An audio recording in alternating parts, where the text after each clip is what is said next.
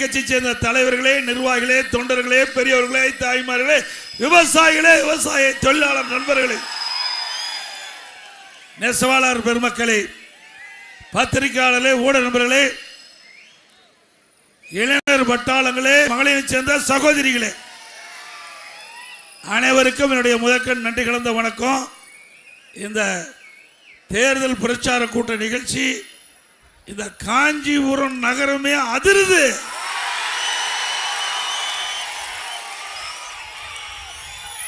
திரு ஸ்டாலின் அவர்களே, எங்களுடைய இந்த தேர்தல் பிரச்சார கூட்ட நிகழ்ச்சியில் பொதுமக்கள், வாக்காளர் பெருமக்கள் அவருடைய வாரம் எழுச்சி, அவருடைய முகத்தில் இருக்கின்ற பிரகாசமான ஒளி நடைபெறுகின்ற தேர்தலில் எங்களுடைய அதிமுக வேட்பாளர், கூட்டணி வேட்பாளர் வெற்றி பெற்று விட்டார். காஞ்சிபுரம் அதிமுக கோட்டை.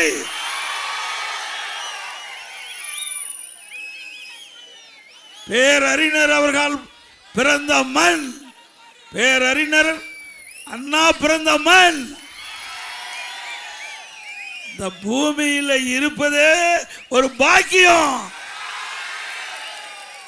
அப்பேற்பட்ட மகான் அவருடைய பெயரிலே பொன்மனச்சம்பல் புரட்சி தலைவர் எம்ஜிஆர் அதிமுக என்ற கட்சியை தொடங்கினார். பேர் அண்ணாவுடைய உருவத்தை கொடியிலே பதிக்கப்பட்டிருக்கின்றது. ஆக அண்ணாவுக்காக பொன்மனச்சம்பல் புரட்சி தலைவர் எம்ஜிஆர் அவர்கள் நிறைய திட்டங்கள் கொண்டு வந்தார். பேரறிஞர் அண்ணா அவர்கள் என்னென்ன கனவை கண்டாரோ அதையெல்லாம் நனவாக்கின்ற திட்டத்தை கொண்டு வந்த தலைவர்கள் நம்முடைய புரட்சி தலைவர் எம்ஜிஆர், இதே புரட்சி தலைவர் அம்மா. இன்னைக்கு பேரறிஞர் அண்ணா அவர்கள் தொடங்கப்பட்ட கட்சியை திரு கருணாநிதி குடும்ப முன்னேற்ற கழகம் மாத்திட்டார். பேர் அண்ணா அவர்கள் தொடங்கப்பட்ட திமுக கட்சியை திரு கருணாநிதியினுடைய முன்னேற்ற கழகம் என்று இன்றைக்கு மாற்றப்பட்டு விட்டது. இது இப்ப இருக்கிற திமுக கட்சி அல்ல, திரு கருணாநிதியுடைய குடும்ப கட்சி. உண்மைதானே? சத்தமா சொல்லுங்க, ஸ்டாலின் காது. பேரறிஞர் அவர்கள் என்ன நோக்கத்திற்கு திமுகவை தொடங்கினாரோ அந்த நோக்கம் இன்றைக்கு சிதைந்து விட்டது. இன்றைக்கு ஒரு குடும்பத்தினுடைய ஆதிக்கத்தில் திமுக சிக்கி சின்ன பின்னமாய் கொண்டிருக்கின்றது. இன்றைக்கு திமுக என்று சொன்னால் அது திரு கருணாநிதி குடும்பம், திரு ஸ்டாலின் குடும்பம். திரு கருணாநிதி, திரு ஸ்டாலின் குடும்பம்னா திமுக. அது கட்சி அல்ல, கார்பரேட் கம்பெனி. ஆனா பேரறிஞர் அண்ணா அவர்கள் கண்ட கனவை நம்முடைய இருவரும் தலைவர்கள், பொன்மனச்சம்பல் புரட்சி தலைவர் எம்ஜிஆர் அவர்கள், இதயம் புரட்சி தலைவி அம்மா அவர்கள், அம்மாவுடைய மறைவுக்கு பிறகு நாம் எல்லோரும் இருவரும் தலைவர்கள் கண்ட கனவை நனவாக்கி கொண்டிருக்கின்றோம். நனவாக்கிட்டு இருக்கோம்ல. ஆகவே இன்றைக்கு இந்த இயக்கத்தை பொன்மனச்சம்பல் புரட்சி தலைவர் எம்ஜிஆர் தொடங்கின்ற பொழுது அனைத்து மக்களுக்கும் அனைத்து வசதிகளும் கிடைக்க வேண்டும். அடிப்படைகள் முழுமையாக தமிழ்நாட்டு மக்களுக்கு கிடைக்க வேண்டும். அதிலே நல்ல கல்வி கிடைக்க வேண்டும், நல்ல சுகாதாரம் கிடைக்க வேண்டும், நல்ல உணவு கிடைக்க வேண்டும், நல்ல தங்குவதற்கு நல்ல இருப்பிடம் வீடு கிடைக்க வேண்டும், நல்ல உடுக்க உடை வேண்டும், நீர் வேளாண்மை சிறக்க வேண்டும். இப்படி பல கனவுகளை கண்டார் பேரர் அண்ணா அவர்கள். துரதிர்ஷ்டவசமாக இந்த மண்ணிலே மறைந்தாலும் நம்முடைய இருவரும் தலைவர்கள் அவருடைய கொள்கையை பின்பற்றி தமிழகம் இந்தியாவிலேயே முதன்மை மாநிலம். அதே வழியில் வந்த அம்மாவுடைய அரசாங்கம், மாண்புக அம்மா மறைவுக்கு பிறகு எவ்வளவு சோதனைகள் நாம் சந்திச்சோம்ல. கொஞ்சம் லஞ்சமா நமக்கு இடையூறு செஞ்சாங்க. இந்த கருணாநிதி குடும்பம் திமுக மட்டுமல்ல அண்ணா திமுகவில் நுழைஞ்சுக்கிட்டு எவ்வளவோ பிரச்சனையை உருவாக்கி பார்த்தாங்க. முடிஞ்சுதா? பல டீம் பி டீமை உருவாக்கி இன்றைக்கு பெரும்பான்மை அம்மா மறைவுக்கு பிறகு பெரும்பான்மையான சட்டமன்ற உறுப்பினர் என்னை முதலமைச்சராக தேர்ந்தெடுத்தாங்க. மேதக ஆளுநர் அவர்கள் சட்டமன்றத்தில் நீங்க பெரும்பான்மையை நிரூபிக்க வேண்டும் என்று சட்டப்பேரவை தலைவருக்கு ஆணை பிறப்பித்து சட்டப்பேரவை தலைவர் என்னிடத்தில் நீங்கள் பெரும்பான்மையை சட்டமன்றத்தில் நிரூபிக்க வேண்டும் என்று பணித்த காரணத்தினால தேதி குறிக்கப்பட்டு சட்டமன்றம் கூட்டப்பட்டு அப்பொழுது பெரும்பான்மை நிரூபிக்கின்ற பொழுது இன்றைய முதலமைச்சர் அன்றைக்கு எதிர்க்கட்சி தலைவராக இருந்தார். அவரோடு அவருடைய திமுக சட்டமன்ற உறுப்பினர்கள் செய்த ரகல எல்லா தொலைக்காட்சியிலையும் பார்த்திருப்பீங்க. சட்டமன்ற மாமன்றம் இன்றைக்கு சட்டமன்றம்னா சாதாரண விஷயம் இல்லை. இன்றைக்கு 8 கோடி தமிழ் மக்களுடைய பிரச்சனையை பேசுகின்ற இடம் சட்டமன்றம். அந்த சட்டமன்றத்தில் சட்டப்பேரவை தலைவரை அதனுடைய புனிதமான நாற்காலில் இருந்து கீழே தள்ளி கீழே இறக்கி அவருடைய மேஜையை உடைத்து அவருடைய மைக்கை உடைத்து பிறகு என்னுடைய டேபிள் ஏறி திமுக எம்எல்ஏ டான்ஸ் ஆடுறாங்க. எங்க இதுக்கா எம்எல்ஏ நாங்கள் வெளியலாம் எவ்வளவு மோசம் அதையும் பொறுத்துக்கிட்டோம். கடைசியில் பெரும்பான்மை நிரூபிக்கப்பட்டு விட்டது. ஸ்டாலினால பொறுத்துக்க முடியல. பிறகு ஸ்டாலின் சட்டை கிழித்துட்டு வீதியில் நடந்து போனார். திரு ஸ்டாலின் அவர்களே, ஒரு முறை உங்களால் தாக்கு பிடிக்க முடியல, பெரும்பான்மை நிரூபிக்கின்ற பொழுதே தாக்கு பிடிக்க முடியல. இப்போ திரு ஸ்டாலின் அப்பா உதயநிதி மகன் 2 பேர் வந்திருக்கிறீங்க. இந்த தேர்தலில் மக்கள் கொடுக்கின்ற முடிவு மிகப்பெரிய முடிவாக இருக்கும். அண்ணா திமுக தலைமையில் அமைக்கப்பட்ட தேசிய ஜனநாயக கூட்டணி சார்பாக போட்டியிடுகின்ற வேட்பாளர்கள் 210 பேர் வெற்றி பெறுவார்கள். அண்ணா திமுக பெரும்பான்மையோடு ஆட்சி அமைக்கும். அப்பொழுது வீதியில அப்பாவும் மகனை எப்படி போவாங்கன்னு கற்பனை பண்ணி பாருங்க.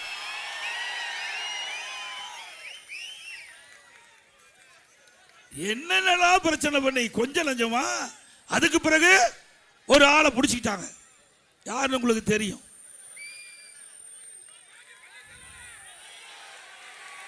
அவரை பிடிச்சு இந்த பெரும்பான்மையை நிரூபிக்கின்ற பொழுது சட்டமன்றத்தில் எனக்கு எதிர்த்து ஓட்டு போட்டார். என் கண் முன்னே பொன்மனச்சம்பல் புரட்சி தலைவர் எம்ஜிஆருடைய ஆட்சி, அம்மாவுடைய ஆட்சி, இரவென்றும் பகலென்றும் பாராம ஊர் ஊரா ரத்தத்தை விரைவியா சிந்தி தனக்கு ஏற்பட்ட நோயை கூட பொருட்படுத்தாம அம்மா தமிழகம் முழுவதும் சுழன்று வந்து அண்ணா திமுக ஆட்சி அமைச்சாங்க. அந்த ஆட்சிக்கு துரோகம் விளைவித்து எட்டப்பரா இருந்து ஒருவர் எதிரிலோடு சேர்ந்து நமக்கு எதிராக வாக்களித்தார்கள். அதை கூட நம்முடைய மூத்த தலைமை கழக நிர்வாகிகள் சொன்னாங்க, வேண்டாம் ஒன்னா இணையலாம் அப்படின்னு சொன்னாங்க. அவர்களுடைய கருத்தை கேட்டு ஒன்னா இணைத்து இந்த இயக்கத்திற்கு ஒருங்கிணைப்பாளர் ஆக்கணும். இயக்கத்திற்கு தலைமை பொறுப்பு கொடுத்தோம், துணை முதலமைச்சர் என்ற அந்தஸ்தா கொடுத்தோம், அற்புதமான இலாக்கா கொடுத்தோம். அதற்கு பிறகு எதிரிகளோடு சேர்ந்து கூட்டு சதி செஞ்சாங்க. நாடா 2021 சட்டமன்ற பொது தேர்தலை வேண்டுமென்றே திட்டமிட்டு நம்முடைய ஆட்சியை அமைப்பதற்கு நல்ல சூழ்நிலை இருந்தது. தென் மாவட்டத்தில் வேண்டுமென்றே திட்டமிட்டு சுற்றுப்பயணம் மேற்கொள்ளாம திமுக பி டீமா இருந்து வெற்றி வாய்ப்பை இழக்க செய்தார்கள். இப்படிப்பட்டவர்கள் யார் என்று அடையாளம் காட்டப்பட்டு விட்டது. காட்டிட்டாங்கல்ல, பூனைக்குட்டி வெளியில் வந்துடுது. பூனைக்குட்டி உண்மையான முகம் மக்களுக்கு தெரிந்து விட்டது. இப்ப எங்க போய் சேர்ந்திருக்கிறார்?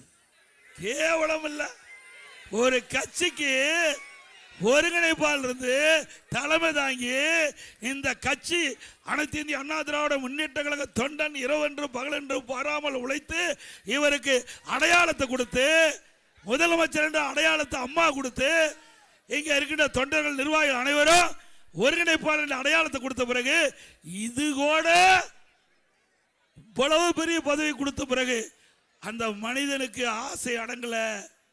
எங்க போய் சேர்ந்திருக்கிறாரு? தீய சக்தி திமுக சேர்ந்துட்டான்.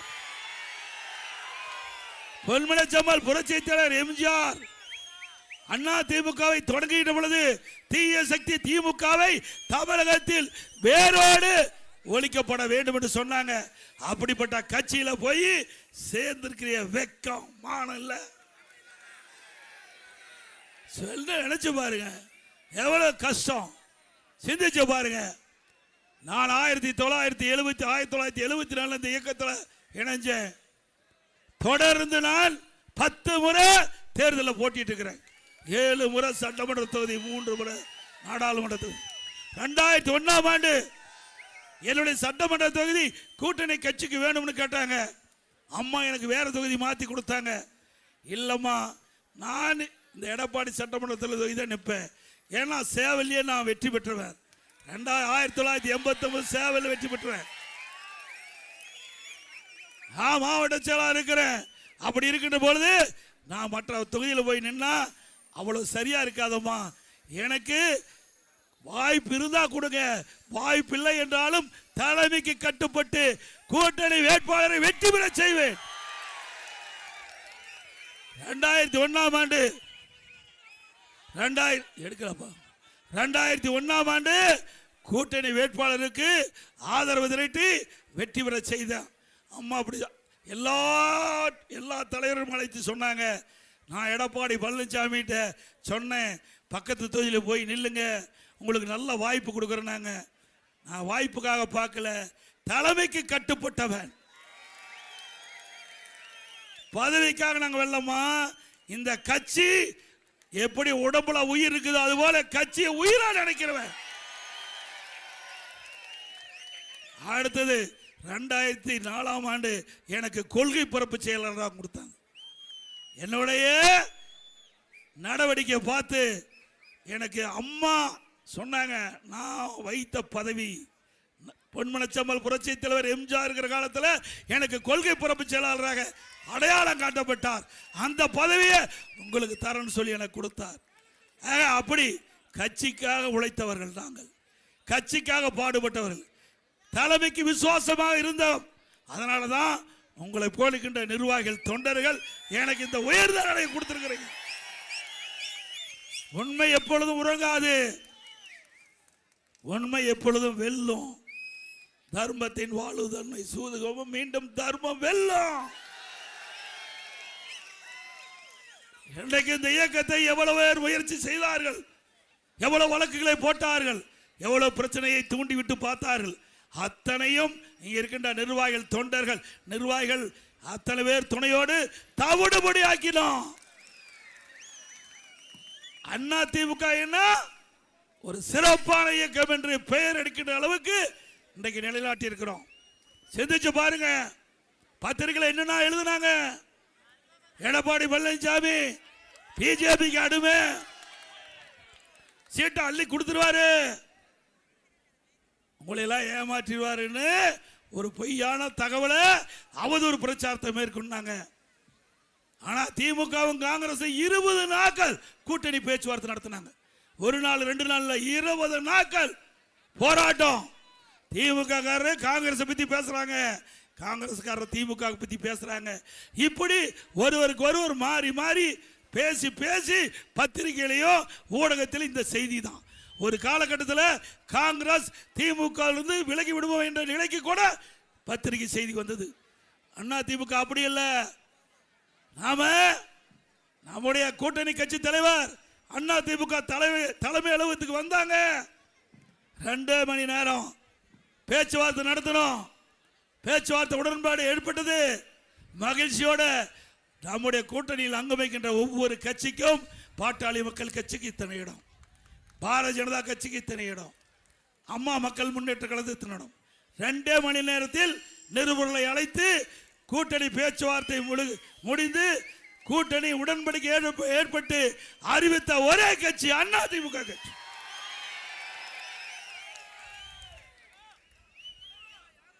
எதிரிகள் மூக்கு மேல் வைக்கின்ற எதிரிகள் கூட எதிர்க்கட்சி கூட மூக்கு மேல் விரல் வைத்து பாராட்டுகின்ற அளவிற்கு நம்முடைய கூட்டணி அமைச்சோம்.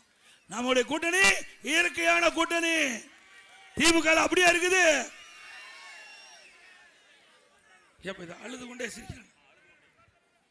இன்றைக்கு மறுமலர்ச்சி திராவிட முன்னேற்ற கழகம் அவருடைய மூத்த தலைவர் ஒருவர் போய் திமுகவோட பேச்சுவார்த்தை நடத்திட்டு வெளியில் வரும்போது அவர் சொல்றாரு, அழுது கொண்டே சிரிக்கிறார். அழுது கொண்டே. அப்படித்தான் அந்த கூட்டணி இருக்குது. அவ யாராவது மனசார கூட்டணியில் இடம் பெற்றாங்களா? இன்றைக்கு இந்த கூட்டணி திராவிட முன்னேற்ற கழக தலைமையில் அமைக்கப்பட்ட கூட்டணி 2021 சட்டமன்ற பொதுத் தேர்தலில் வெற்றி பெற்று சட்டமன்றத்தில் வந்து அமர்ந்திருந்தாங்க. எங்க வரிசையில் தான் அவர்கள் அமர்ந்திருந்தாங்க. அவர்களும் எதிர்கட்சி வரிசையில் தான் அமர்ந்திருந்தாங்க. நான் அவரிடத்தில் சொன்னேன், நீங்க மக்களுடைய பிரச்சனையை சட்டமன்றத்தில் எடுத்து சொன்னா தான் உங்களுக்கு மக்களிடத்தில் செல்வாக்கு இருக்கும். நான் சொல்லுவதில் கேட்கல. 5 வருஷம் ஜால்ரா போட்டாங்க. திமுக அரசுக்கு 5 வருஷம் ஜால்ரா போட்டாங்க. விளைவு என்ன? போன 2021ஆம் ஆண்டு அவளுக்கு ஒதுக்கப்பட்ட இடத்தை விட ஒரு இடம் குறைவு கம்யூனிஸ்டுக்கு. அதுதான் திமுக 5 ஆண்டு காலம் திராவிட முன்னேற்ற கழக அரசை தாங்கி பிடித்த கூட்டணி கட்சிக்கு கொடுத்த பரிசு ஒரு இடம் குறைவு. பிறகு திருமாவளவன், நான் என்ன செய்யறது, அவர் புலம்புறார், கட்சியை உடைச்சிருவாங்க, இல்லாட்டி கட்சியை உடைத்து விடுவார்கள். அவர் என்ன சொன்னார், என்னென்னமோ எதிர்பார்த்தோம், கடைசி வரைக்கும் பேச்சுவார்த்தை இறுதியில் அறிவிச்ச காலத்தினாலதான் தகுந்த வேட்பாளரை நிறுத்த முடியல. இன்னொன்று, காட்டு மன்னார் கோயில்ல ஒரு வேட்பாளர் அறிவிச்சிட்டாங்க. அவர் என்னங்கிறாரு, நான் காங்கிரஸ் கட்சிக்காரங்கிறார். யாரு? இன்னைக்கு விடுதலை சிறுத்தையின் சார்பாக நிறுத்தப்படுகின்ற வேட்பாளர் அவர் காங்கிரஸ் கட்சிக்கிறார். இப்படியெல்லாம் குழப்பம் திராவிட முன்னேற்ற கழக தலைமையிலே அமைக்கப்பட்ட கூட்டணியில நிலவிக் கொண்டிருக்குது. அண்ணா திமுக அப்படி அல்ல, ஜெட் வேகத்தில் போயிட்டு இருக்குது. நாம கூட்டணி அமைச்சோம். அடுத்த நாள் தேர்தல் அறிக்கை வெளியிட்டோம். அதுக்கு அடுத்த நாள் முதல் வேட்பாளர் பட்டியல் அறிவிக்கப்பட்டது. இரண்டாவது வேட்பாளர் பட்டியல் அறிவிச்சோம். 2 நாள் கழிச்சு 3வது வேட்பாளர் பட்டியல் அறிவிக்கப்பட்டது. ஆக அண்ணா திமுகவை பொறுத்த வரைக்கும் நம்பர் 1 இந்த தேர்தல். நம்முடைய அனைத்து இந்திய அண்ணா திராவிட முன்னேற்ற கழக தேர்தல் அறிவிப்பும் நம்பர் 1. அப்படி எல்லாவற்றிலையுமே உன்னிப்பா கவனித்து நிதானமாக மக்கள் என்ன எண்ணுகிறார்கள், தொண்டர்கள் என்ன எண்ணுகிறார்கள், அதன் அடிப்படையில் அண்ணா திமுக பிரம்மாண்டமாக இன்றைக்கு சிறப்பாக செயல்பட்டுகின்ற இயக்கம் அண்ணா திமுக இயக்கம். இன்னொரு மனுஷன் பேசுறார், யாரு? உதயநிதி பேசுறார்.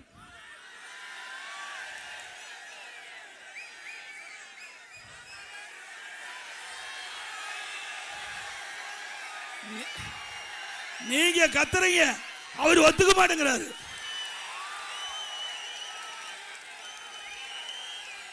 திரு உதயநிதி அவர்களே, இப்ப இங்க கத்துறதெல்லாம் கொஞ்சம் தொலைக்காட்சி மூலமா பார்த்து தெரிஞ்சுக்கங்க. நான் சொல்லல, பொதுமக்கள் சொல்றாங்க. திரு உதயநிதி அவர்களே, நான் எந்த இடத்துலையும் உங்க பெயரை குறிப்பிட்டு சொல்லல. எந்த இடத்துலையும் பெயரை குறிப்பிட்டு சொல்லல. நீங்க வேணாலும், நான் தேர்தல் சுற்றுப்பயணத்தை மேற்கொண்டிருக்கிறேன், தேர்தல் பிரச்சாரத்தில் ஈடுபட்டிருக்கிறேன். எந்த இடத்திலேயாவது உங்கள் பெயரை உச்சரித்தனா அதுல என்ன சொன்னேன்? பால்டால் குடித்தவங்கெல்லாம் பஞ்சு டைலாக் பண்ணணும்.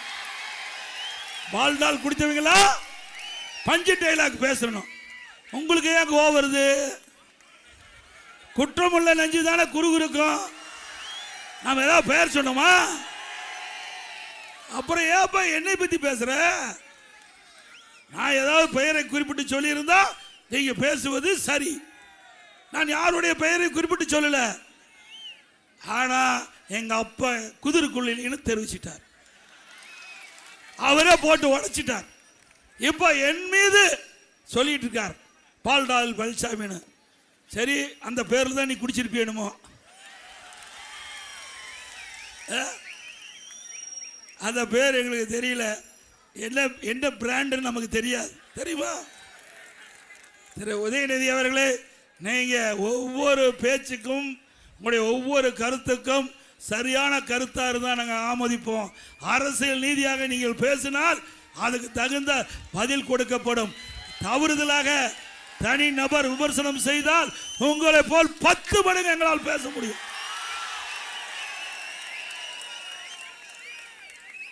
அப்புறம் உரிமை தொகையை நாம நிறுத்துறதுக்கு பாடுபட்டோமா?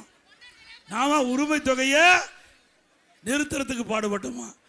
திரு உதயநிதி அவர்களே, உங்க அப்பாவுக்கு தான் படிக்க தெரியல, உங்க அப்பா தான் முதலமைச்சர், நீயாவது கொஞ்சம் படிச்சு பாரு.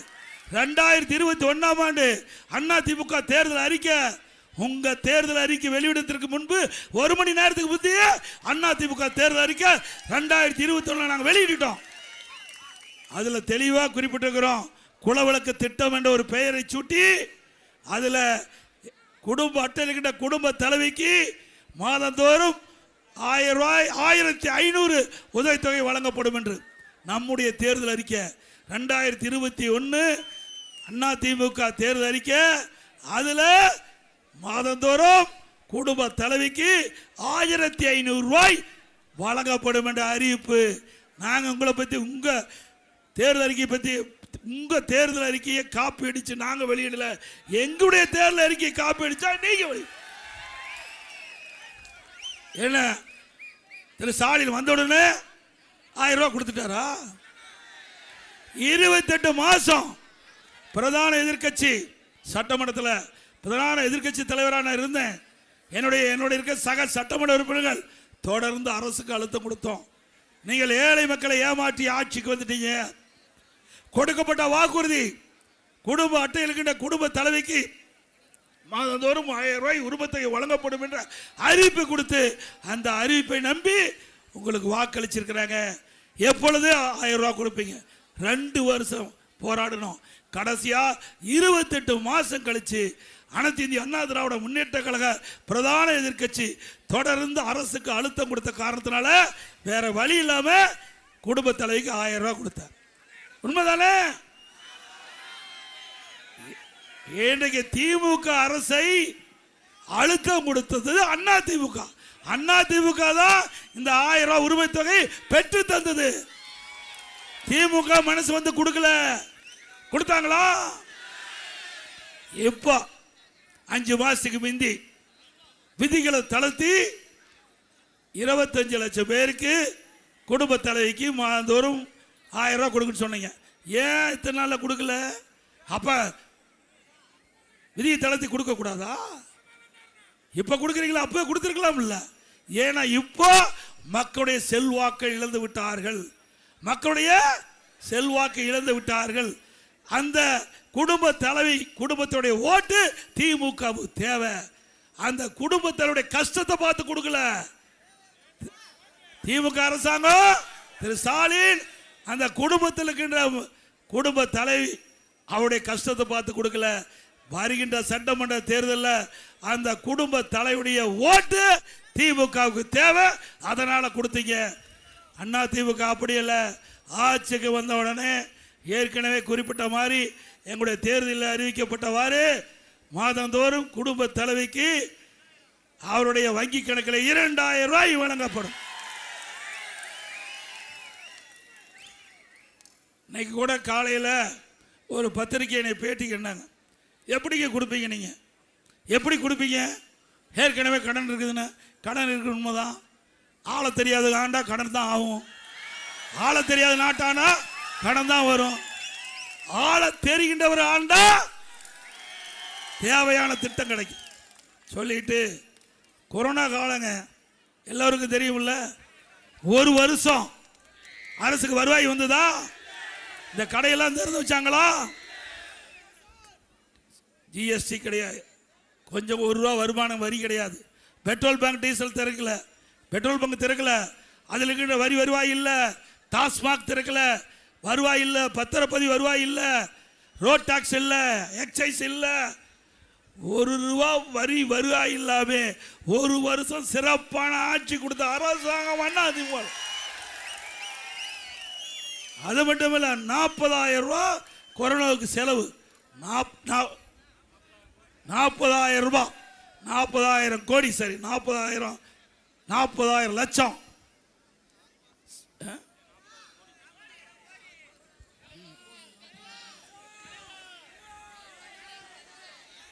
₹40,000 கோடி கொரோனா செலவு. ₹1 வருமானம் இல்ல, செலவு ஒரு பக்கம். அப்படி இருந்தோம் நிதி நிலைமை இந்தியாவிலேயே சிறப்பா இருந்த மாநிலம் தமிழ்நாடு. நீ அதையாவது எடுத்து பார்த்து தெரிஞ்சுக்க திரு ஸ்டாலின் அவர்களே. எங்களுடைய ஆட்சி எப்படி சிறந்த ஆட்சின்னு உங்களுடைய அதிகாரி கேட்டு தெரிஞ்சுக்க. ஏன்னா அதிகாரி பாதி பேர் இவருக்கு ஜால்ரா போட்டுட்டுலாம் இருக்காங்க. இவருக்கு ஒன்றும் தெரியாதுன்னு முடிவு பண்ணிட்டாங்க. அதனால அதிகாரிகள் என்ன சொல்றாங்களோ அதுதான் அவர் கேட்கிறார். சொந்தமாக அவர் முடிவெடுக்க முடியல. கொரோனா காலம் 32 மாவட்டத்துக்கு நான் நேராக வந்தேன். காஞ்சிபுரத்து மாவட்டத்துக்கு வந்தேன்ல, இங்க இருக்கிற விவசாயிகளை சந்திச்சேன், நெசவாளர்களை சந்திச்சேன், வியாபாரிகளை சந்திச்சேன், சுயஉதவி குழுவை சந்திச்சேன், இன்னும் பலதரப்பட்ட மக்களை சந்திச்சேன். அவருடைய நிலைமை என்ன கேட்டறிஞ்சேன். அதுக்கு தகுந்த மாதிரி நடவடிக்கை எடுத்தோம். அந்த பணியெல்லாம் செஞ்சது அதிமுக ஆட்சியில். என்ன கூட மருத்துவர் சொன்னாங்க, இது கொரோனா வேகமா பரவிட்டு இருக்குது, தயவு செய்து வெளியில செல்ல வேண்டாம் என்று. அது கேட்கல. நான் அதை பத்தி கவலைப்படல. 32 மாவட்டத்துக்கு நேரடியா போனேன். மக்களை சந்தித்து குறைகளை கேட்டு குறைகளை நிவர்த்தி செஞ்ச அரசாங்கம் அதிமுக அரசாங்கம். சொல்ல போனா திருச்சியில் 10வது மாவட்டத்துக்கு போறேன். அப்ப தமிழ் மாநில காங்கிரஸ் கட்சி சேர்ந்த ஒரு விவசாயி, நல்ல ஹெல்த்தி பாடி, பிரமாதமாக இருந்தார். 55 வயசு தான் இருக்கும். எங்கிட்ட வாக்குவாதம் பண்ணார். நாங்கள் கொரோனா காலத்தில் நாங்கள் விளைவித்த பொருளை விற்க முடியல, அரசாங்கம் இதுக்கு தேவையான உதவி செய்யணும்னு சொல்லி கிட்டத்தட்ட 20 நிமிஷம் பேசினார். பிறகு அவருடைய மனுவெல்லாம் வாங்கி நான் ஒரு வாரம் கழிச்சு அவருக்கு ஃபோன் பண்ணலான்ட்டு ஃபோன் பண்ணால் அவர் கொரோனாவில் இறந்துட்டார். அந்த அளவுக்கு வைரஸ் பாதிப்பு அதிகமுள்ள காலகட்டம். காட்டிலே எளிதாக பரவக்கூடிய வைரஸ் அந்த கொரோனா வைரஸ். அது யாராவது தொற்று ஏற்பட்டு விட்டால் உயிருக்கு ஆபத்து. அப்படி இருக்கின்ற காலகட்டத்தில் கூட என்னுடைய உயிரை பொருட்படுத்தாம மக்கள் தான் எஜமானர்கள், விலை மதிக்க முடியாத உயிரை காப்பாற்ற வேண்டும் அடிப்படையில் நாங்கள் செயல்பட்டோம். அதனால இன்றைக்கு மக்கள் நிம்மதியாக வாழ்றாங்க. வல்லரசு நாட்டில் கூட பல்லாயிரக்கணக்கான பேர் கொரோனா வைரஸ் பாதிச்சு இறந்தாங்க. தமிழ்நாட்டில் தேவையான உதவிகளை செஞ்சு கட்டமைப்பை ஏற்படுத்தணும். அப்பொழுது பாரத பிரதமர் அவர்கள் இந்தியாவில் இருக்கின்ற அனைத்து முதலமைச்சரோடு காணொலி காட்சி மூலமாக தொடர்பு கொண்டு கேட்டறிஞ்சாங்க. ஒவ்வொரு மாநிலத்திலும் கொரோனா வைரஸ் பரவலை எப்படி தடுக்கிறீங்க, என்னென்ன நடவடிக்கை எடுக்கிறீங்க அப்படின்னு கேட்டார். அப்பொழுது தமிழ்நாட்டின் சார்பாக நான் தெளிவாக கருத்தை சொன்னேன். அதை கேட்டுட்டு பிரைம் மினிஸ்டர் அவர்கள் சொன்னாங்க, மற்ற முதலமைச்சருக்கு தெளிவுபடுத்தினாங்க, தமிழ்நாட்டில் கொரோனா வைரஸ் பரவலை தடுப்பதில் முதல் மாநிலம், அதை பின்பற்றுங்கள், தமிழ்நாட்டை பின்பற்றுங்கள். அந்த அளவுக்கு சிறப்பான திறமையான ஆட்சியை தமிழ்நாட்டுக்கு கொடுத்தோம் அதிமுக அரசாங்கம். நம்ம அதை கேள முடியுமா? சிந்திச்சு பாருங்க. அப்படி ஏதாவது ஒரு திட்டத்தையாவது செயல்படுத்தியிருக்காங்களா? ஆக அதோட 40 வருடங்களுக்கு ஒரு முறை அத்திவரர் வைபவத்தை 2019 ஆண்டு நாங்கள் நடத்தினோம். அற்புதமா நடத்தினோம். கிட்டத்தட்ட 48 நாட்கள் அந்த நிகழ்வு நடந்தது. கிட்டத்தட்ட ஒரு 75 லட்சம் 1 கோடி பேருக்கு மேல பக்தர்கள் இன்றைக்கு அத்திவரரை வணங்கிட்டு போயிட்டாங்க, தரிசனம் பண்ணிட்டு போனாங்க. இது அதிமுக வரலாறு. அதிமுக அரசாங்கம் தான் நிறைய திட்டங்களை கொண்டாந்து நிறைவேற்றிருக்கிறோம். அதிகமான கல்லூரியை திறந்திருக்கிறோம்.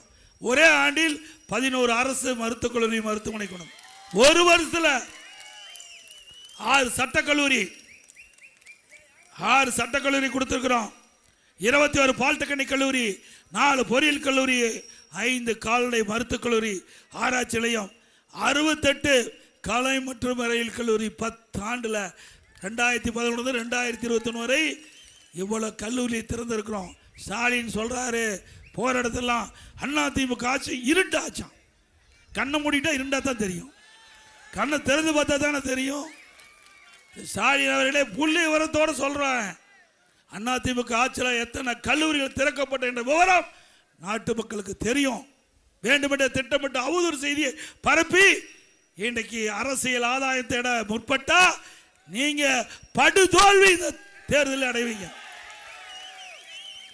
அதிமுகவில் 248 தொடக்கப்பள்ளி திறந்தோம், 117 தொடக்கப்பள்ளி நடுநிலைப்பள்ளியாக உயர்த்தினோம், 1079 நடுநிலைப்பள்ளிகள் உயர்நிலைப்பள்ளியாக உயர்த்தினோம், 604 உயர்நிலைப்பள்ளிகள் மேல்நிலைப்பள்ளியாக உயர்த்தினோம். அப்போ இருக்கிற பள்ளி கல்வித்துறை அமைச்சர் சட்டமன்றத்தில் பேசுகிறார், ஏங்க நீங்கள் பள்ளியெல்லாம் மூடிட்டீங்கன்னா உங்கள் இஷ்டத்துக்கு பள்ளிக்கூடத்தை திறந்துட்டீங்க, அதனால் மூடிட்டேங்கிறார்.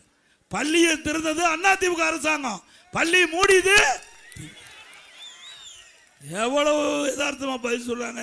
உங்கள் இஷ்டத்துக்கு மேல்நிலை பள்ளியை திறந்துட்டு போயிட்டீங்க, நாங்கள் எப்படி நடத்துவோம் அப்படின்னு பள்ளி கல்வித்துறை அமைச்சர் சட்டமன்றத்தில் பேசுகிறார். பதிவாக இருக்குது. 200 பள்ளி மூடிட்டாருங்க.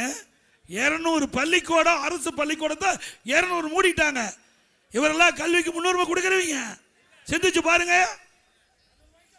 இன்றைக்கு 2011 அம்மா முதலமைச்சராக இருக்கும்போது 132 பேர் தான் பட்டப்படி படித்தாங்க.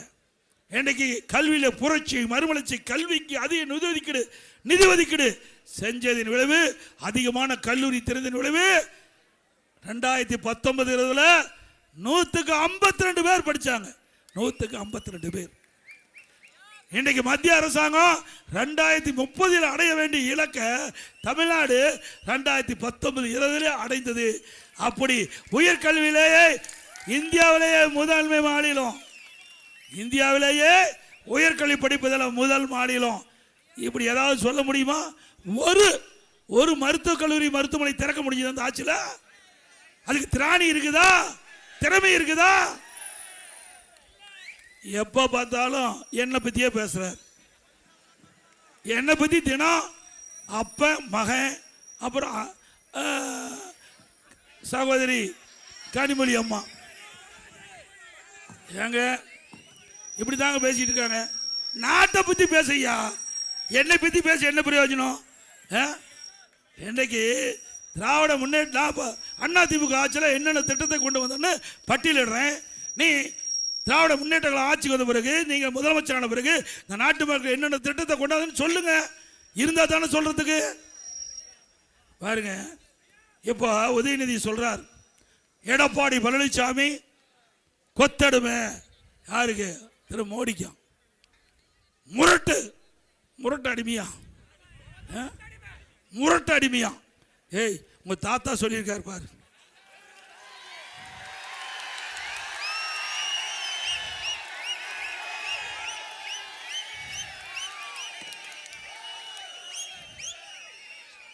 குஜராத்தை சிறப்பாக மேம்படுத்தியுள்ளார் நரேந்திர மோடி, மிகவும் நல்லவர். திரு கருணாநிதி பரபரப்பு பேட்டி. யார் சொன்னது? அது தாத்தாவே சொல்லிட்டு போயிட்டாரு. திரு மோடிக்கு சர்டிபிகேட் கொடுத்துட்டு போயிட்டார். இது தெரியாத இந்த மனிதர் உளறிட்டு இருக்கார். இது ஆதாரத்தோடு சொல்றோம். பத்திரிகை வந்த செய்தி நிறைய இருக்குது. அது மட்டும் இல்ல, முரசொலியில் எழுதியிருக்காரு. அது நாளை கூட்டத்தில் பேசுவேன். அப்புறம் நாம அடிமையா? அண்ணா திமுக பிஜேபிக்கு அடிமை, எடப்பாடி பழனிசாமிக்கு அடிமை. அமித்ஷா சொல்றதான் கேட்பார். உங்களுக்கு தான் அந்த புத்தி இருக்குது, எங்களுக்கு சுய புத்தி இருக்குது. வாய் அடக்கம் தேவை. நீங்க வாய் இருக்குது, நாக்கு இருக்குன்னு எதையோ பேசுனா என்னுடைய நாக்கு வெவ்வேறு விதமா பேசும். நாங்க கூட்டணி வச்சா தப்பு, அவள் கூட்டணி வச்சா சரி. பாருங்க, யாரோட கூட்டணி வச்சிருக்காரு? பாரதிய ஜனதா கூட்டணி வச்சிருக்காருல பாருங்க. அப்போ இருக்கிற தாத்தாவும் மாமனா தாத்தாவும் இன்னொரு தாத்தா பாருங்க, 2 பேரும் மைக்க சரி பண்ணி எப்படி குள்ளா போடுறாங்க பாருங்க. இப்படியெல்லாம் குள்ளா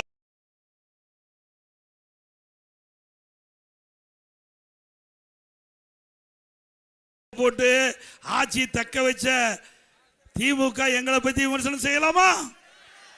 நியாயமா? 1999ஆம் ஆண்டு திமுக பாராளுமன்ற தேர்தலில் திமுக பிஜேபி கூட்டணி அப்ப வெற்றி பெற்று பாரதிய ஜனதா மத்தியிலே மரியாதை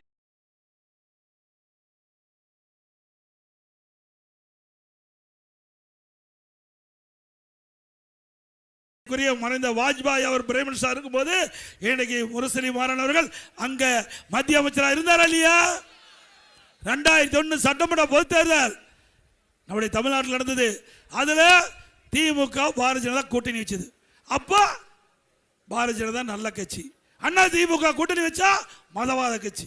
எப்படியெல்லாம் மக்களை ஏமாத்துறாங்க பாருங்க. ஏமாத்துறதுக்கு பிறந்த மக்களாட்டு இருக்குது. கருணாநிதி குடும்பம்னாவே அது ஒரு மாதிரியான குடும்பம் தான். நாளைக்கு என்னை பற்றி பேசுவாங்க பாருங்க. இதை நான் பேசிட்டு இல்லை, நாளைக்கு அது ஒரு பட்டிமன்றம் வைப்பாங்க. ஆக திரு ஸ்டாலின் அவர்களே, உதயநிதி அவர்களே சிந்திச்சு பாருங்க. அதில் ஒரே கொள்கை தான். பாரதிய ஜனதா கட்சிக்கு 1999 என்ன கொள்கை இருக்குதோ அதுதான் 2026 அதே கொள்கை தான். ஆனால் தலைவர்கள் மாறி இருக்காங்க, பிரதமர் மாறி இருக்காங்க, அவ்வளோதான் வித்தியாசம். ஆனால் உங்களுக்கு என்ன வேற வழி இல்லை, நம்ம பற்றி பேசுறதுக்கு சரக்கு இல்லை. உண்டா? எது பேசுறதுக்கு எதுவுமே இல்லை. அதனால தான் மத்தியில் பேசுறது, என்னை பற்றி அவதூறா பேசுறது, இதைத்தான் 5 வருஷமா காலத்தை ஓட்டினார். இப்போ 10 நாளா என்னை பற்றி பேசிய தேர்தல் பிரச்சாரம் பண்ணிட்டார். மக்களை பற்றியா பேசல. மக்களுக்கு என்ன வேணும், எதை செய்ய வேணும், திமுக ஆட்சியில் என்னென்ன செஞ்சோம், அதனால் மக்களுக்கு என்னென்ன நன்மை கிடைச்சது, ஏதாவது சொல்லுவான்னு பார்த்தா ஒரு வார்த்தை கூட பேசுவதில்லை. திரு ஸ்டாலின் தான் அப்படின்னா உதயநிதி அதோட அதிகம். இன்னொன்று சொல்றார், இன்னொன்று எடப்பாடி பழனிசாமி போய் காலை பிடிச்சிட்டாருன்னார். ஐயோ, தமிழகத்தினுடைய கலாச்சாரம் என்ன, ஒருவருக்கு ஒரு நல்ல பதவி கிடைச்சா மற்றவங்கிட்ட ஆசி வாங்கணும், அப்படித்தானே? நான் வரும்போது கூட பேர் அண்ணாவுடைய நினைவத்துக்கு போனேன். கட்சிக்காரர் உடனே என்னுடைய ஆசீர்வாதம் வாங்கினார். அப்போ எனக்கு அடிமையாவிய ஒரு நல்ல மனசு, ஒரு அன்பு, இதுதாங்க அவளுக்கு தெரிஞ்சா தானே. அந்த குடும்பத்தில் அப்படி எதுவுமே இல்லை. பெருந்தன்மை வேணும். ஒருவரை மதித்து ஆசீர்வாதம் என்பது பெருந்தன்மை. அந்த பெருந்தன்மை இல்லாத மனிதர்கள் அவர்கள். அண்ணா திமுக பொறுத்த வரைக்கும் நன்றி உள்ள மனிதர்கள். ஒருவருக்கு நன்மை செஞ்சா அதை நாங்க அவர்கிட்ட ஆசி வாங்குவோம். இன்னைக்கு நம்ம கிட்ட பையன் இருக்கிறாங்க, திருமணம் ஆகுது, எல்லா காலில் விழுந்து ஆசி வாங்குறோம்ல இல்லைங்க. அதே போல ஒரு வேலை வாய்ப்பு கிடைக்குது, உடனே பெற்றோர்கிட்ட போய் ஆசீர்வாதம் வாங்கணும்ல, பெரியவங்கிட்ட ஆசீர்வாதம் வாங்கணும்ல. இது தமிழ்நாட்டுடைய பாரம்பரியமா இருக்கிற நிகழ்வு. இது கூட தெரியாத அந்த போட்டோவை தூக்கிட்டு ஆட்டுற. நானே காட்டுறேன் ஐயா, நீ என்ன காட்டுறது, நானே காட்டுறேன். என்னவோ காலை தொட்டு, அப்புறம் அம்மா காலை போய் புரட்சித்தலை அம்மா காலை போய் எல்லாம் வணங்குறாங்கண்ணா. என்னையா தவறு? நான் இந்த இடத்துல இருக்கிறேன்னா அம்மா தான் காரணம். அந்த இடத்துல சோமு அவர் இருக்கிறான்னா அம்மா தான் காரணம். இதை விட எங்களுக்கு என்னையா பாக்கியம்? எங்களுக்கு வாழ்வு கொடுத்தவர்கள், எங்களுக்கு பொன்மனச்செம்மல் புரட்சி தலைவர் எம்ஜிஆர், இதே புரட்சி தலைவி அம்மா, நாங்க தெய்வமா மதிக்கிறோம். நாங்க மட்டுமல்ல, ஒட்டுமொத்த தமிழக மக்களே மதிக்கிறாங்க. அவருடைய காலிலே தொட்டு வணங்குவது என்ன தவறு? அவருக்கு பண்பு தெரியாது. பண்பான குடும்பத்தில் பிறந்தா தானே பண்பை பத்தி தெரியும். சொல்லுங்க பார்க்கலாம். அதை தூக்கி தூக்கி காட்டிட்டு இருக்காரு. நானே காட்டுறேன், நீ எது காட்ட வேண்டியிருக்கு? அது ஒரு பெரிய குற்றமா? நீ உங்களுக்கு கொடுத்த பொறுப்பு என்ன? துணை முதலமைச்சர். நீ என்ன செஞ்ச தமிழ்நாட்டுக்கு? அதை சொல்லு. செஞ்சாரு, கார் பந்தயம் நடத்தினார். என்ன செஞ்சாரு? மக்களுடைய வரி பணத்தில் கார் பந்தயம் தேவையா நாட்டுக்கு? சென்னையினுடைய மத்திய பகுதி, போக்குவரத்து நெரிசல் அதிகமுள்ள பகுதி, தலைமைச் செயலகம் இருக்குது, அங்க ராஜீவ் மருத்துவமனை இருக்குது, அங்க துறைமுகம் இருக்குது. அப்படி ஒரு பிரதான சாலையில் முக்கியமான பகுதியில் கார் பந்தயம் நடத்துறார். யாருக்கு? ஒரு தனிப்பட்ட நபர் ஒருவர், நான் பெயர் சொல்ல விரும்பல. அவருக்காக பல 100 கோடி ரூபாய் அரசாங்க பணம், மக்களுடைய வரி பணத்தை ஊதாரித்தனமா செலவு பண்ற நீங்க எங்களை பத்தி விமர்சனம் செய்வதற்கு யோக்கியது இருக்குதா?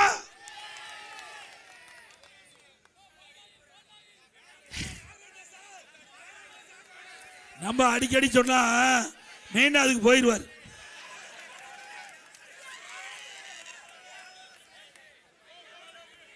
எனக்கு ஏன்னா அடிக்கடி ஸ்டாலின் சொல்றார், அதிமுக ஆட்சியில் ஒன்றுமே செய்யலின்னு. சிலவற்றை இந்த நேரத்தில் இந்த காஞ்சிபுரம் மாவட்டத்தில் சில திட்டங்களை கொண்டு வந்து நிறைவேற்றப்பட்டதை நான் இந்த நேரத்தில் சொல்லுவது பொருத்தமாக இருக்கும். 40 வருடங்களுக்கு ஒரு முறை நடைபெறும் அத்திவரச வைபவத்தை 2019ஆம் ஆண்டு ஜூலை 1ஆம் தேதி முதல் ஆகஸ்ட் 17ஆம் தேதி வரை காஞ்சிபுரம் மாநகராட்சியில் அத்திவரசர் வைபவம் 48 நாட்கள் உலகம் போற்றும் வகையில் சிறப்பாக நடத்தி முடியும். காஞ்சிபுரம் ஒன்றியம் கீழ்கதிரூர் கிராமத்தில் தமிழக குடிசை மாற்று வாரியம் மூலமாக 200 கோடி மதிப்பீட்டில் 2112 வீடுகள் கட்டப்பட்டது. காஞ்சிபுரம் காரைப்பேட்டையில் அறிஞர் அண்ணா புற்றுநோய் மருத்துவமனை 125 கோடியில் மேற்கொள்ளப்பட்டது. குன்றத்தூரில் புதிய தாலுகா உருவாக்கப்பட்டது. திருப்பெரும்புதூர் புதிய வருவாய் கோட்டம் உருவாக்கப்பட்டது.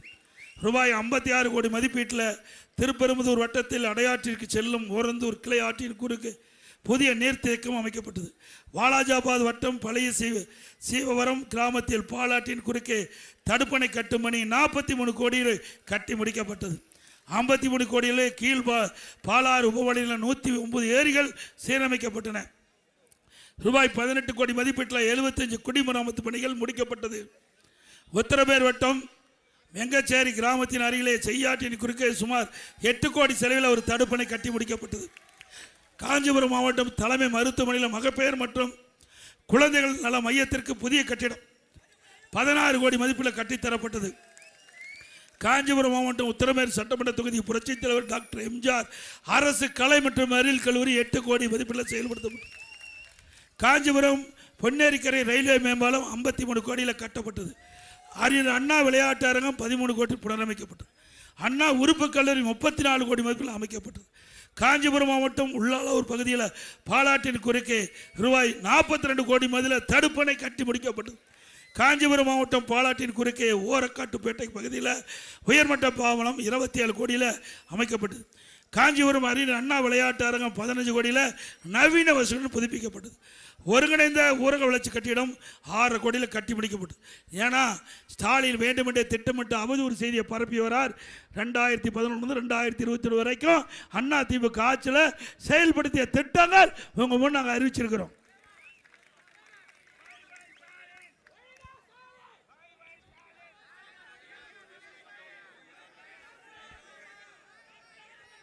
அதோட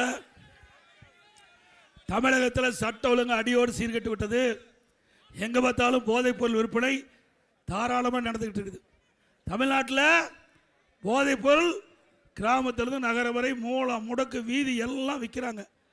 இதுக்கு துணையாக இருக்கிறா திமுக நிர்வாகிகள் இருப்பதாக தகவல். உண்மைதானே? இந்த போதை ஆசாமியால் தானே இவ்வளோ பிரச்சனை ஏற்படுது. எங்கே பார்த்தாலும் இந்த போதை ஆசாமிகள் அங்கங்கே கொள்ளையடிக்கிறாங்க, கொலை செய்கிறாங்க, பாலியல் குற்றம், பாலியல் சீண்டல் இன்றைக்கு நடந்துட்டு இருக்குது. இதுக்கு எல்லாம் காரணம் போதை ஆசாமியால். அதை தடுக்க இந்த அரசுக்கு துப்பு இல்லை. நம்ம பற்றி பேசுறதா ஒவ்வொரு நாளும் ஏதாவது ஒரு செய்தி வெளியிட்டிருக்காங்க. திரு ஸ்டாலின் அவர்களே, அண்ணா திமுக ஆட்சி நிச்சயம் மக்களால் தேர்ந்தெடுக்கப்படுவார்.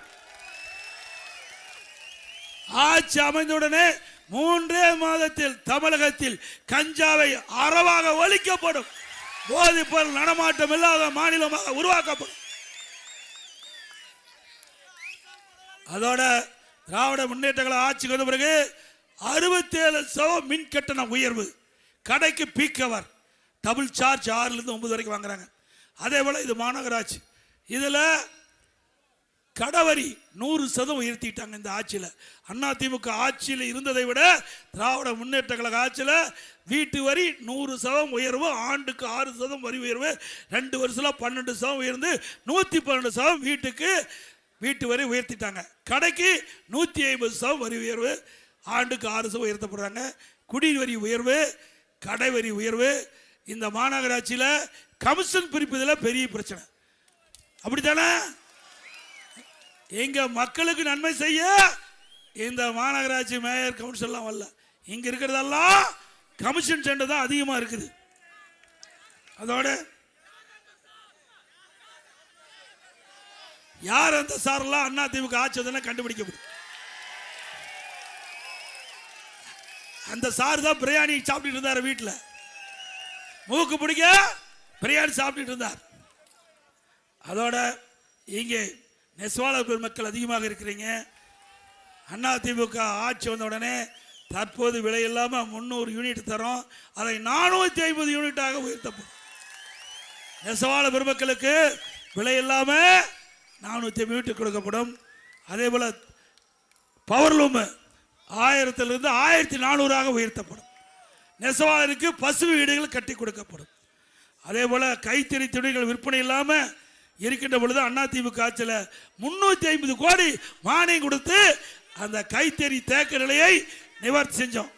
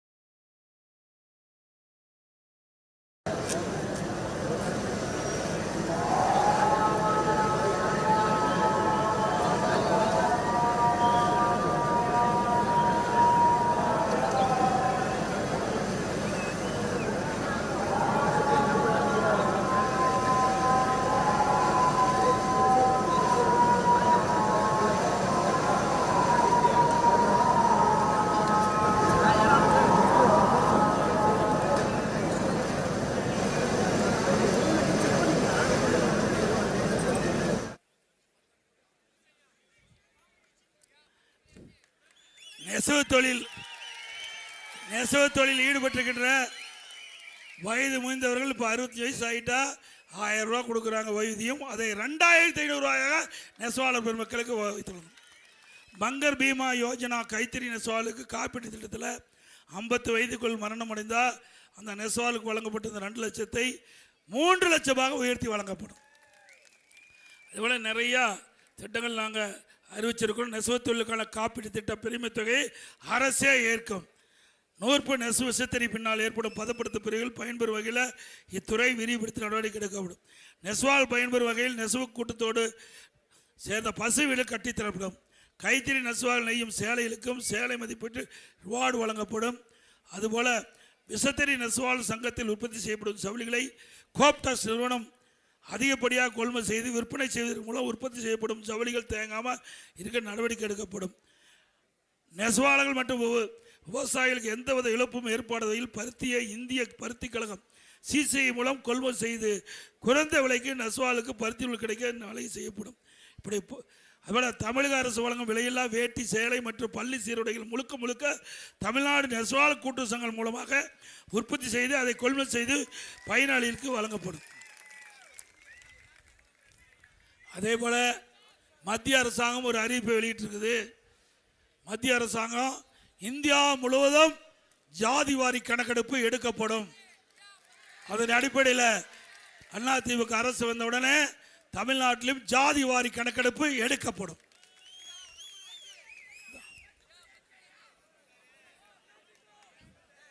அதோட அதிமுக ஆட்சி அமைந்தவுடனே என்னென்ன திட்டங்களை நடைமுறைப்படுத்துவோம் என்று அறிவிப்பு வெளியிட்டிருக்கிறோம். அது ஒரு சிலவற்றை இந்த நேரத்தில் குறிப்பிட விரும்புகின்றேன். இன்றைக்கு அதிமுக ஆட்சி அமைந்தவுடனே எல்லா குடும்ப அட்டைதாரருக்கும் தற்போதுள்ள விலைவாசி உயர்வு, வரிச்சுமை, இதிலிருந்து அவளை விடுவிக்கின்ற விதமாக ஒவ்வொரு குடும்ப அட்டைதாரருக்கும் 10,000 ரூபாய் சிறப்பு உதவித்தொகை வழங்கப்படும். அனைத்து குடும்ப அட்டைகின்ற குடும்ப தலைவி வங்கி கணக்கிலே மாதந்தோறும் 2,000 ரூபாய் வழங்கப்படும். எல்லா குடும்ப அட்டைதாரருக்கும் விலை இல்லாமல் ஃப்ரிட்ஜ் வழங்கப்படும்.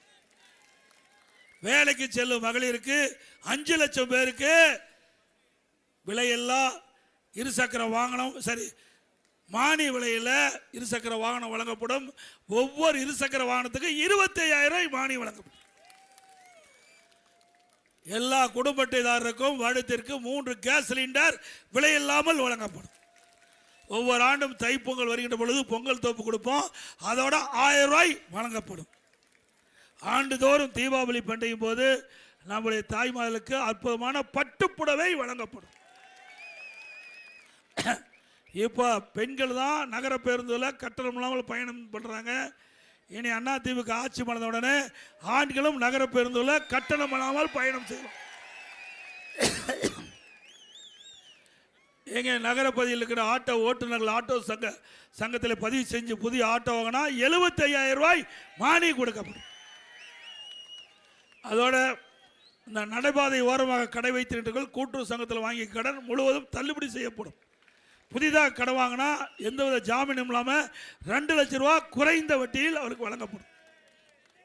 மாற்றுத்திறனாளிகள் கூட்டுறவு சங்கத்தில் வாங்கிய கடன் முழுவதும் தள்ளுபடி செய்யப்படும்.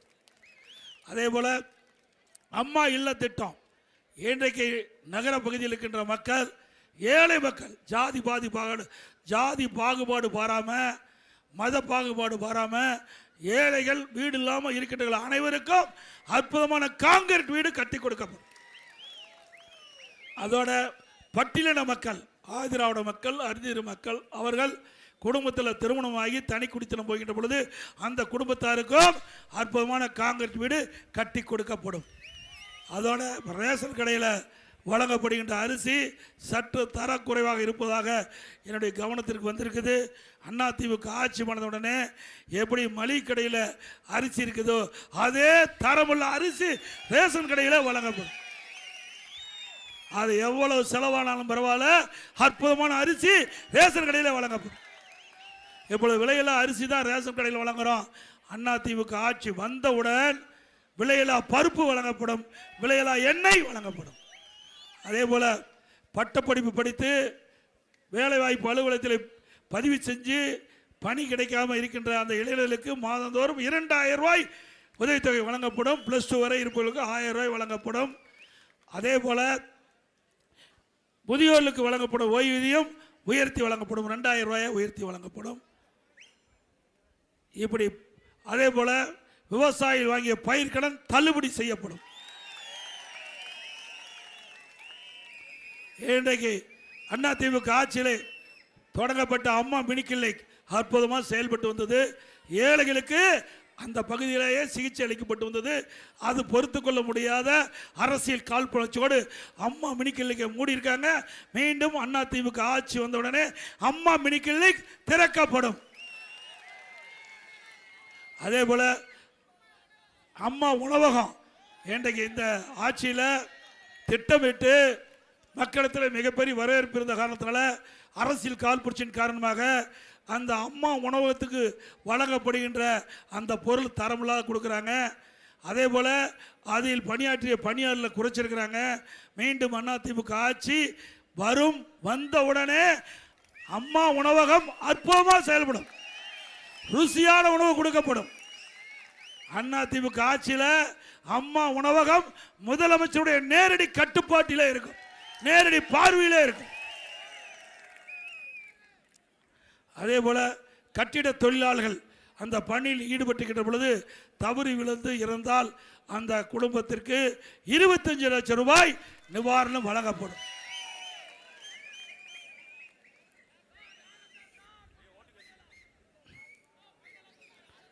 இன்றைய தினம் அனைத்து இந்திய அண்ணா திராவிட முன்னேற்ற கழகம் தேசிய ஜனநாயக கூட்டணி பிரம்மாண்டமான கூட்டணியை அமைத்திருக்கிறது. மக்களிடத்திலே மிகப்பெரிய வரவேற்புள்ள கூட்டணி நம்முடைய கூட்டணி. நம்முடைய கூட்டணியின் சார்பாக கழகத்தினுடைய வேட்பாளராக காஞ்சிபுரம் சட்டமன்ற தொகுதியிலே முன்னாள் அமைச்சர் திரு வி சோமசுந்தரம் அவர்கள் நிறுத்தப்பட்டிருக்கிறார்.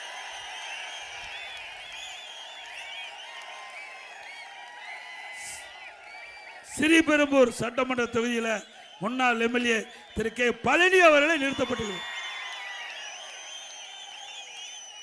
அந்த 2 பேர்களுக்கும் 2 கழக வேட்பாளருக்கும் இரட்டை சின்னத்திலே வாக்களியுங்கள். நம்முடைய சின்னம் புரட்சி தலைவர் எம்ஜிஆர் சின்னம், அம்மாவின் சின்னம், விவசாயியின் சின்னம், நெசவாளியின் சின்னம், ஏழையின் சின்னம், வெற்றி சின்னம். இரட்டலைக்கு வாக்களியுங்கள். அதே போல நம்முடைய தேசிய ஜனநாயக கூட்டணியில் அங்கம் வைக்கிறது இருக்கின்ற பாட்டாளி மக்கள் கட்சி மரியாதைக்குரிய முன்னாள் மத்திய அமைச்சர் நாடாளுமன்ற உறுப்பினர் அன்புமணி ராமதாஸ் அவருடைய ஆசி பெற்ற வேட்பாளர் உத்தரமேர் சட்டமன்ற தொகுதியில் அவருடைய கட்சியின் சார்பாக அவரை நிறுத்தப்பட்டுகின்றார். அவர் மகேஷ்குமார் அவருக்கு மாம்பழ சின்னத்திலே வாக்களிங்க. அவருக்கு மாம்பழ சின்னத்திலே வாக்களிங்கள். கழக வேட்பாளருக்கு இரட்டலை சின்னம், கூட்டணி வேட்பாளருக்கு மாம்பழ சின்னம். நம்முடைய 3 வேட்பாளர் வெற்றி பெற்று காஞ்சிபுரம் மாவட்டம் அதிமுக கோட்டை அப்படி நிரூபிக்க வேண்டும் என்று உங்களை இருகரம் கூப்பி வேண்டி கேட்டு, மக்களை காப்போம், தமிழகத்தை மீட்போம்.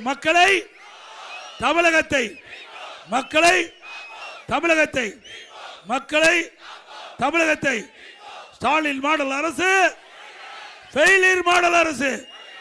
By bye Stalin. நன்றி, வணக்கம்.